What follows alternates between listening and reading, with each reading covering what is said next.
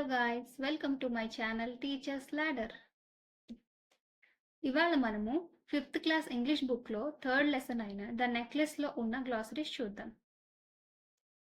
First word artisans. Artisans అంటే a person who does skilled work with hands. అంటే ఎవరికైతే చేతులతో, లైక్ మనం కళాకారులు అంటాం కదా, వాళ్ళని ఆర్టిషియన్స్ అంటారనమాట. అంటే ఎవరైతే వాళ్ళ స్వహస్తాలతో ఏదైనా తయారు చేయడం, ఆ స్కిల్ ఎవరికైతే ఉన్నదో వాళ్ళని ఆర్టిషియన్స్, లైక్ కళాకారులు అంటాం తెలుగులో, దాని ఇంగ్లీష్లో ఆర్టిషియన్స్ అంటారు.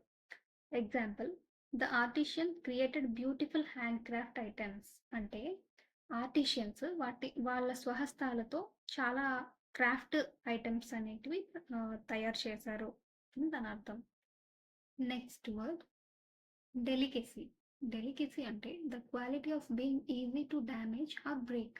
అంటే చాలా మృదువుగా ఉంది, సున్నితంగా ఉంది, విరిగిపోతుంది అని అంటాం కదా. లైక్ ఏదైనా కొంచెం స్పాంజీ టైప్గా ఉంటే, కొంచెం మెత్తగా ఉంది అంటే విరిగిపోతుంది, జాగ్రత్త, చాలా డెలికేట్గా ఉంది అంటాం కదా, దాన్ని డెలికేసీ అంటారు. Example, the necklace was broken due to its delicacy in nature. అంటే నెక్లెస్ అనేది అది చాలా మృదువుగా ఉండబట్టి అది విరిగిపోయింది అని అర్థం.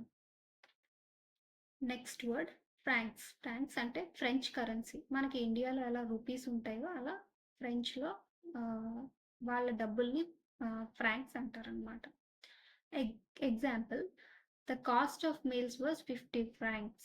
అంటే ఒక మీల్స్ యొక్క కాస్ట్ 50 francs అని. Next word clasp. క్లాస్ప్ అంటే ఏ లింక్ ఆర్ ఏ హుక్. అంటే ఏదైనా రెండు వస్తువులు మనం జోడించాలి అంటే అప్పుడు మనం రెండింటిని లింక్ చేస్తాం, లేదంటే ఏదైనా హుక్ సహాయంతో రెండింటిని జాయిన్ చేస్తాం కదా, అలా రెండింటిని కలిపి జోడించడాన్ని క్లాస్ప్ అంటారనమాట. Example, she clasped her hands together in prayer. అంటే ఆవిడ ప్రేయర్లో రెండు చేతులు జోడించి ప్రేయర్లో పార్టిసిపేట్ చేసింది అని. ఇక్కడ కొంచెం అంటే ఇది కలిసిపోయింది, ఇది a link or a hook. So కొంచెం అడ్జస్ట్ చేస్తుంది. I'm so sorry for that. Thank you so much for watching the video.